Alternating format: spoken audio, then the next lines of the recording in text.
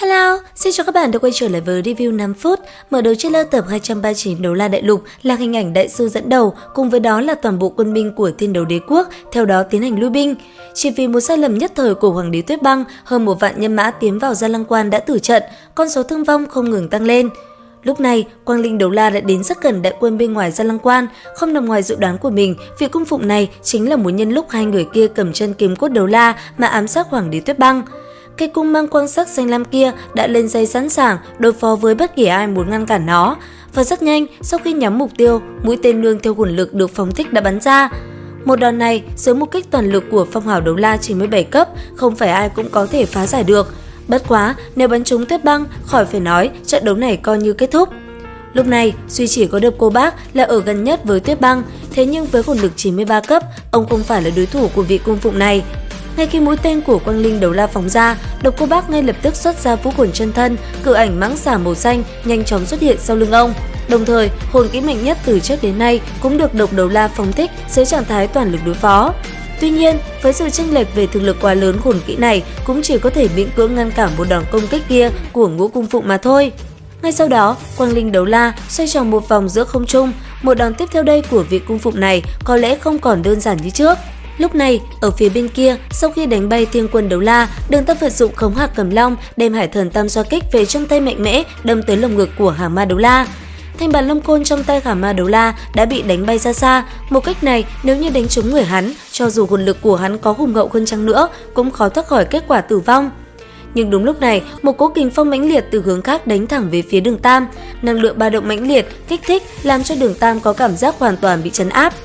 Làm cho hắn kinh hãi chính là quần sáng do vô định phong ba biến thành gần như ngay lập tức bị nghiền nát. Thân thể của hắn dưới tác dụng của luồng cự lực khổng lồ kia bị bắn ngược về phía sau, một lần nữa phun ra một ngụm máu tươi. Thiên Quân Đấu La cùng với Hà Ma Đấu La đã rất mạnh, nhưng lão già này xuất hiện lại khiến Đường Tam có cảm nhận giống như là đang đối mặt với Bỉ Bỉ Đông vậy. Người vừa phóng công kích về phía hắn không ai khác chính là Kim Ngạc Đấu La. Vị cung phụng trước mắt này của Võ Hồn Đế Quốc thực lực đúng là chỉ đứng sau Thiên Đạo Lưu tại Trưởng Lão Điện. Kim Ngạc Đấu La hử lạnh một tiếng, chân trái chợt tiến lên một bước, thân thể xoay chuyển, cái đuôi to sau lưng chợt quét ngang qua, mang theo một luồng quang ảnh kim sắc liên tiếp quét tới hướng Đường Tam. Đối mặt với công kích của Kim Ngạc Đấu La, Đường Tam chỉ có thể miễn cưỡng nhấc thanh Hải Thần Tam Xoa Kích của mình lên, dốc hết sức đem Hải Thần ánh sáng rót vào nó để ngăn cản. Cả người nhất thời bị quất văng lên cao, nặng nề đập vào bức tường thành sau lưng, làm một mảng tường lớn bị nghiền nát. Chớp mắt Đường Tam nhất thời lâm vào tối đen, hộc máu suýt chút nữa thì ngất xỉu.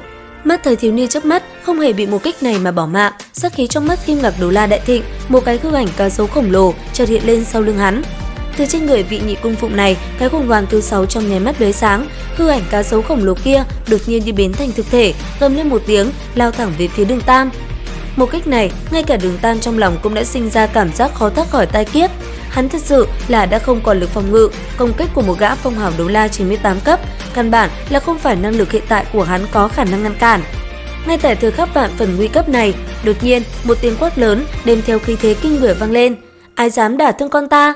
Một luồng quang mang màu đen thật lớn, giống như một vòng tròn màu đen, chợt từ dưới Gia Lăng Quan bay lên giữa không trung, lấy khí thế vô cùng cuồng bạo dị thường, đập mạnh lên đầu con cá sấu hoàng kim sau hư ảnh hóa thành kia. Một tiếng nổ ầm vang, hắc mang kia cũng không có tiêu tan, như con hoàng kim ngạc ngư kia đột nhiên bị đập nát văng tứ tán, hóa thành vô số kim quang bắn mạnh, nhưng cũng không có một tia nào xâm nhập đến thân thể của Đường Tam. Người bề đếm bận áo vải đã sờn màu, thân hình cao lớn hiên ngang, uy thế từ mắt hắn bắn ra bốn phía, nhìn qua kinh nghị giống như một vị thượng cổ ma thần vậy. Trong tay phải của hắn, Hạo Thiên Chủy uy vũ vung ra, trên các hồn hoàn sắp xếp chỉnh tề, đồng thời sáng lên. Người này không ai khác, chính là Đường Hạo, người từng được xưng tụng là Phong Hào Đấu La trẻ tuổi nhất Đấu La Đại Lục. Ở ngay tại thời khắc khẩn cấp này, viện quân của Hạo Thiên Tông rốt cuộc cũng đã đến kịp, hơn nữa còn là do đích thân hai huynh đệ Đường Khiếu, Đường Hạo dẫn đầu. Vừa kịp lúc thay Độc Cô Bác đón lấy tuyệt sắc của Quang Linh Đấu La phong đến, Đường Khiếu nắm trong tay Hạo Thiên Truy, lúc này cũng phóng ra uy áp tứ phía.